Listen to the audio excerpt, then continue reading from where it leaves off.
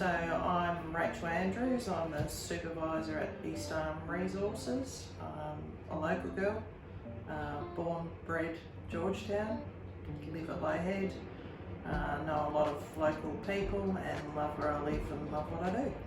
East Arm Resources is a dolerite quarry. It was established in 2013 by the Archer family.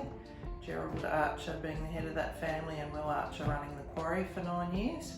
And then VSA Group, based in Victoria, took over the lease in 2022. You would describe it as close to midway between Lowhead and Launceston, not far from the Bell Bay precinct, 15-minute drive. Yeah. Blow up rock, crush rock and make it into road bases, ceiling aggregates, crusher dust. We even have landscape rock. Every 8 to 10 weeks we would do a drill and blast. Yeah, and that process takes about 2 weeks of drilling, and then the blast happens at the end of that. You get traffic control in, they stop the East Homer Highway for no greater than 10 minutes. I notify all the emergency services, also State Growth, our closest neighbour, which is 500 metres to our south, and that's all I have to notify. Quality's everything when you're crushing, particularly for road base. It has to meet a certain class. So we do have our own lab here on site where we do initial testing just to see how it's coming off the belt, and then we get a NADA accredited lab to come in and do testing for us. So we can certify the product that goes out the gate. If you were driving anywhere on the northeast, any of the highways that way, particularly Dorset Council area, you'd be driving on East Arm Resources material. You can drive in here in your little trailer and ute if you want, or your own truck. We do that, but we predominantly sell to business. We're currently working in a 155 hectare footprint, but I do believe that we have an 80-year plus resource. So when we took over, there was already an existing pit here, so we're just basically taking that pit out further. We haven't gone any further down, we're just going out. In Tasmania, you have a production cap, an amount that you're allowed to produce. So recently, well, this year, our production cap was 80,000 tonnes. We smashed that out by June.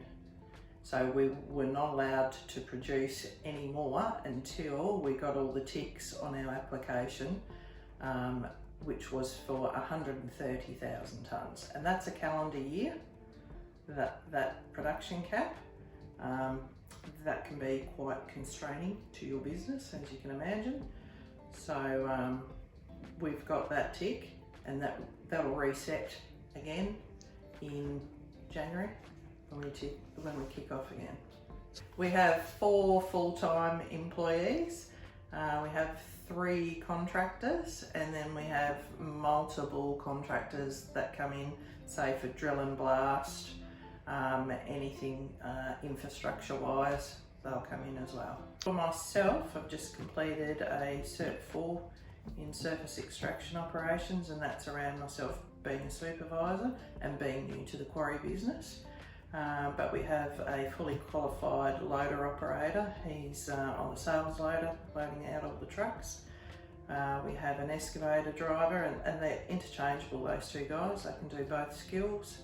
Shannon, who works on our weighbridge, has a keen interest in lab work, so the company's investing in Shannon, and she'll do a course next year for the whole of the year on lab work. We have a truck driver who's a contractor. He's always on board.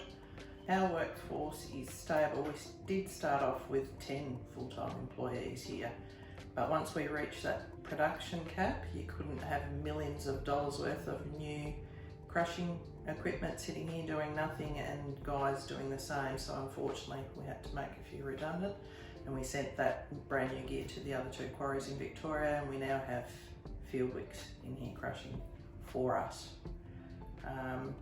We currently have another application in for our production cap to be 4 million tonnes a year.